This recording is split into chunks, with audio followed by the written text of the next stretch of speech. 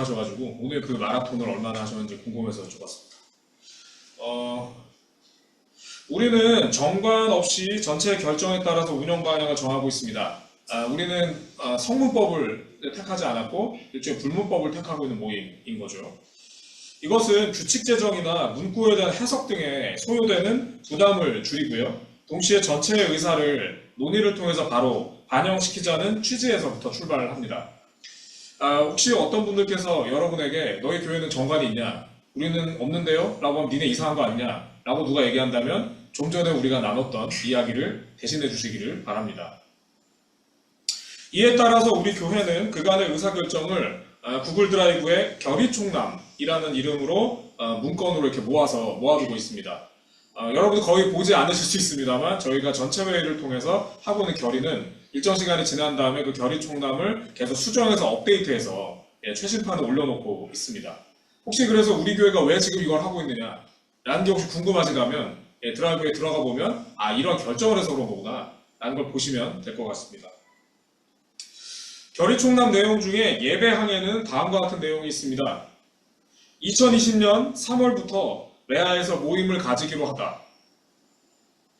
2020년 9월 6일부터 두리반에서 모임을 가지기로 하다.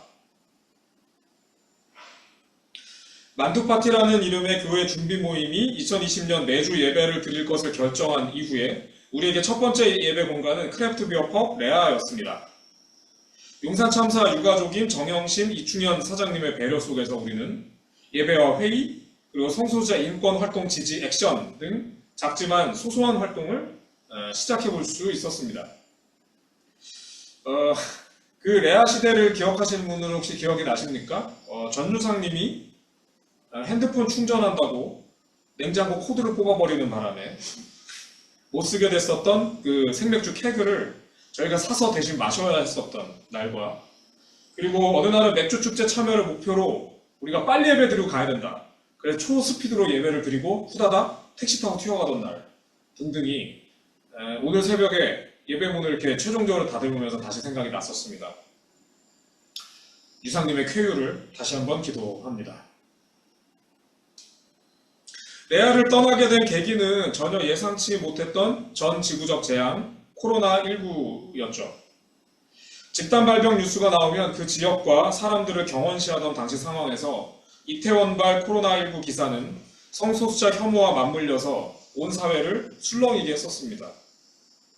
이태원을 포함한 용산 일대는 일순간 사람의 발길이 끊겼고 숙대 입구역 부근에 있었던 레아 역시 직격탄을 맞았습니다. 거기에 정영신 사장님이 눈 수술까지 하게 되시면서 결국 레아는 문을 닫게 되었죠. 정들었던 첫 예배 장소가 없어진 상황 앞에서 서운함도 그리고 걱정도 많았던 우리에게 손을 내밀어 주신 곳은 두리반이었습니다. 재개발과 강제 철거에 맞선 오랜 투쟁으로 젠틀리피케이션 반대운동의 상징이었던 그곳은 우리 교회의 사회 선교적 방향과도 부합되었습니다. 그곳의 만두 전골과 칼국수가 아주 맛있기도 했죠.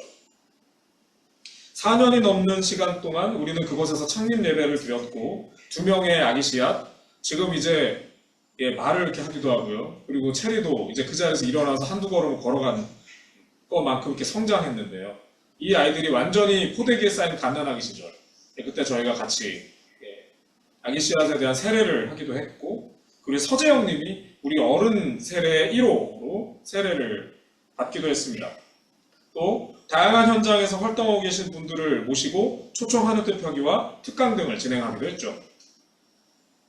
예배를 위해 식당 전화기 코드를 뽑은 것까지는 좋았으나 이것을 까먹고 자리를 먼저 떠났던 허학범님의 사건이 또한 오늘 새벽에 문득 떠올랐습니다. 안타깝고 속상했던 상황도 또 함께 웃고 응원의 눈물을 나눴던 일도 많았던 두리반을 떠나 이제 우리는 세 번째 예배 공간 드렁큰 정글에 와 있습니다.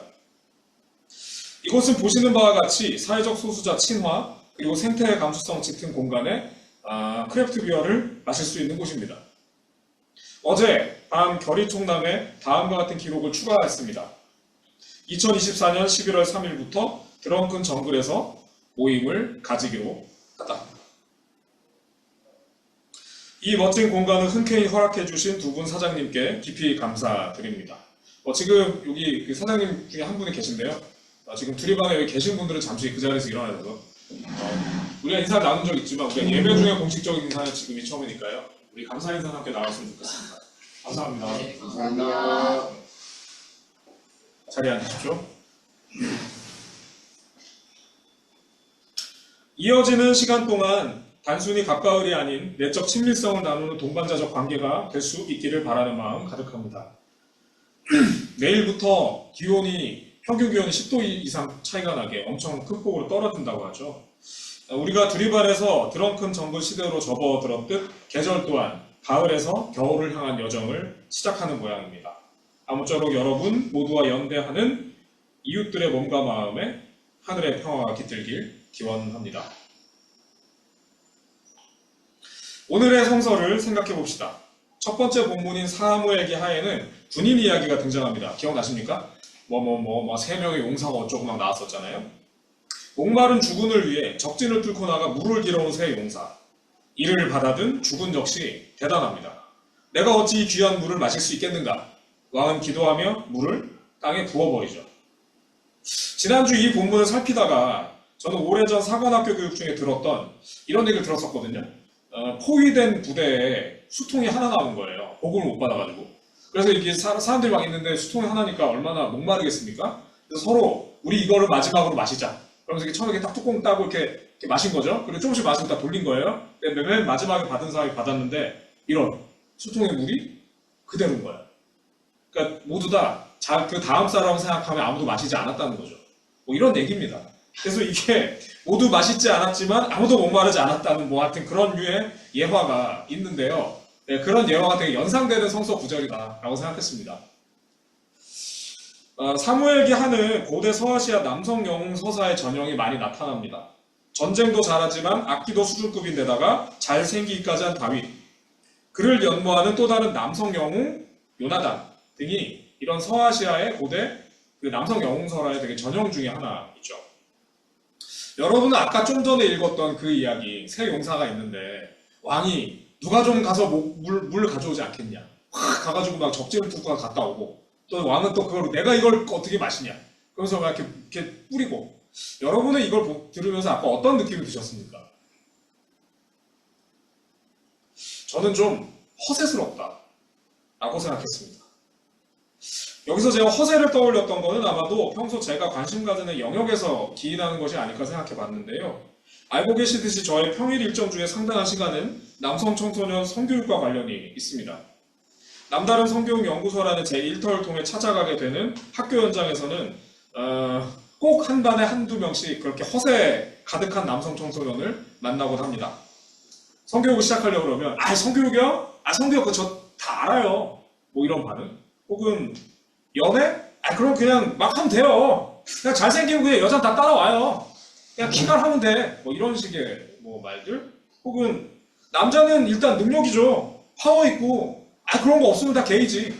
이렇게 말한다거나 아무튼 등등 굉장히 허세 쩔고 있는 어떤 그런 언어들을 서슴지 않고 시작하는 그런 친구들이 많습니다.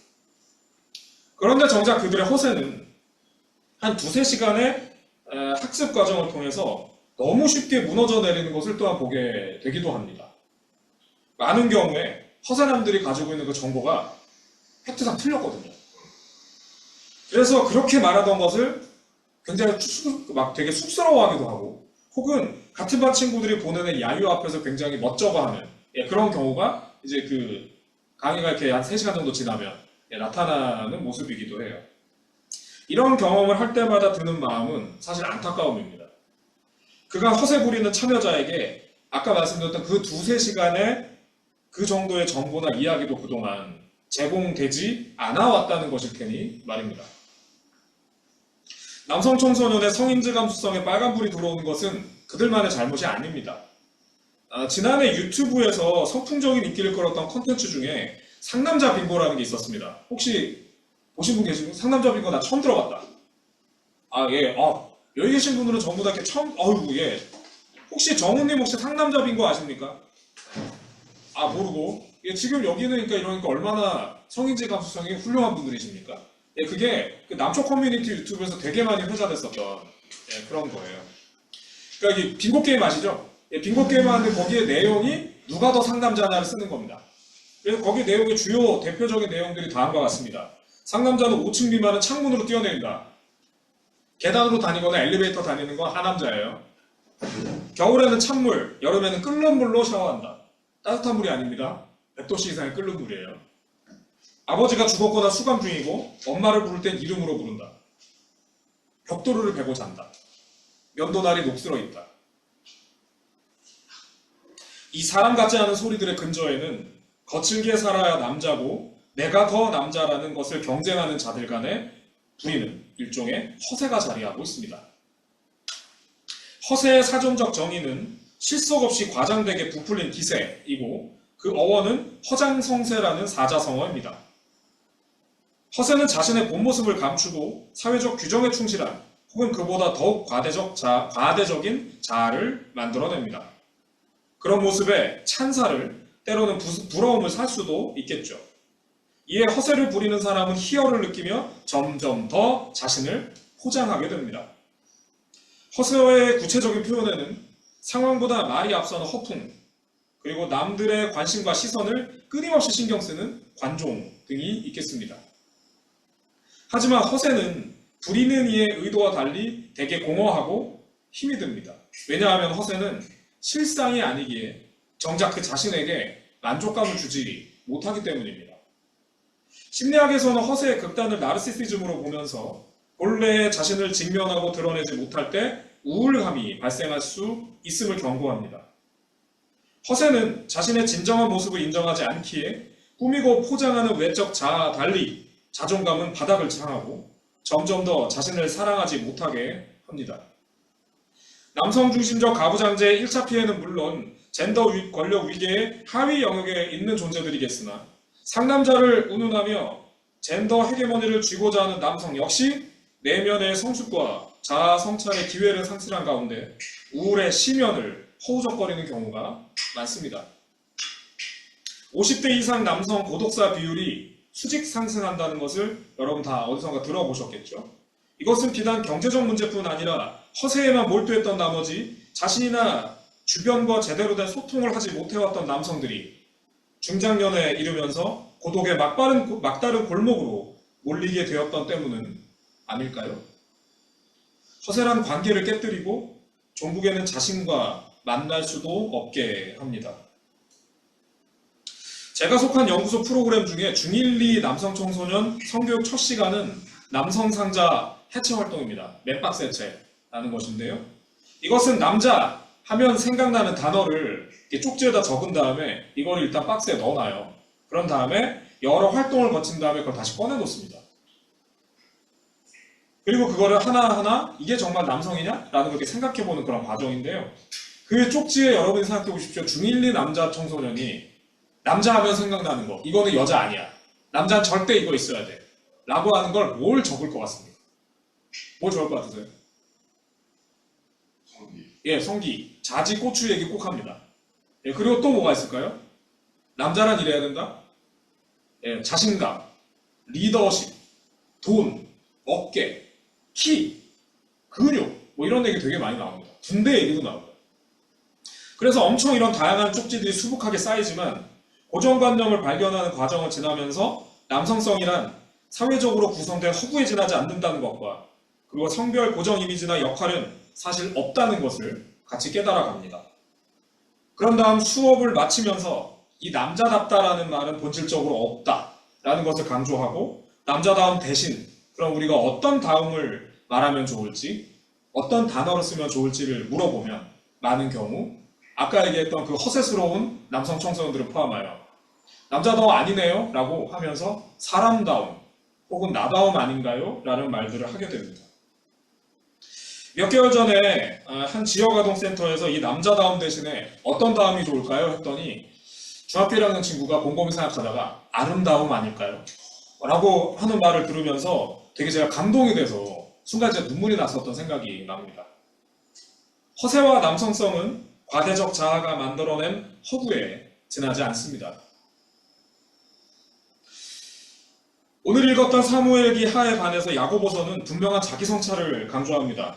행하지 않는 믿음은 죽은 믿음이라는 2장 17절로 상징되듯이 야고보서의 어조는 대부분 강력하고 과감합니다. 하지만 오늘 함께 읽은 본문은 기억나십니까? 우세요. 기뻐하지 말고 슬퍼하세요. 이런 표현 나왔던 거. 본문은 괴로워함, 슬퍼함, 눈물 흘림을 역설합니다. 헛된 웃음과 공허한 기쁨으로 꾸미지 않은 진짜 자신과 이웃의 아픈 상황을 직면하고 그 아픔을 느끼며 지극히 공감할 때 마침내 주님과의 진정한 교제도 시작될 수 있음을 오늘의 야고보서는 말하고 있는 것입니다. 우리는 대개 착해야 하고 그리고 다른 사람에게 우리 웃으며 웃는 모습을 대해야 하고 그리고 우리는 평이해야 하고 늘 우리에게 꾸며져 있는 어떤 것들에 갇혀 있는 경우가 많습니다만 오늘 우리 야고보서가 우리에게 전하는 이야기는 그것을 벗어나 울고 싶을 때 울기를 아파할 때 아파해야 함을 그리고 그것을 통해 주님을 만나고 그 주님은 너를 높이 세워줄 거야 라고 말하고 있는 것입니다. 사실 이 같은 과정은 말처럼 그리 쉽지 않습니다. 애니메이션 하울의 움직이는 성에서 하울을 대신해 그의 내면 속 과거로 돌아가 잃어버렸던 심장을 찾아오는 소피가 다음과 같이 말하죠. 하울 괜찮아. 그런데 왜 눈물이 끊이지 않을까? 그 시간 하울은 불타는 전쟁터 속에서 목숨을 건 싸움을 하고 있죠. 자신의 약하고 보잘것없는 면을 직시하고 인정한다는 것은 전쟁 같은 고통과 눈물을 수반할 수도 있습니다. 내적 갈등이 극심해질 수도 있겠죠.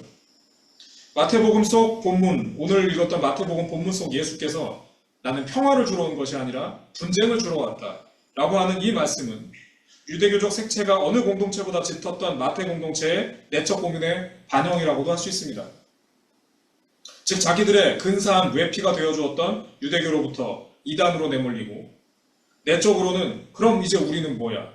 라고 하는 정체성 논쟁이 있었던 시기 자신과 공동체의 어려운 상황에 대한 직면과 성찰의 과정에서 전쟁과도 같이 느껴지는 고통에 대해 두려움 없이 임하기를 촉구하며 한 걸음 더 나아가길 응원했던 공동체의 염원일 수도 있지 않을까요?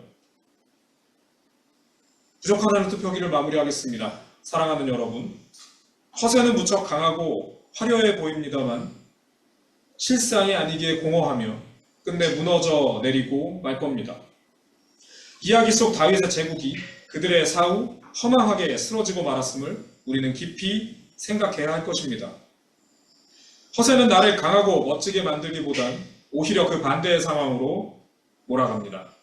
작고 보잘것없지만 참으로 소중한 나를 받아들이고 위로와 사랑의 눈물을 통해 함께 희망의 나라로 나아갈 수 있는 용기가 우리들 모두의 삶에서 솟아오를 수 있기를 기도합니다. 잠시 침묵하겠습니다.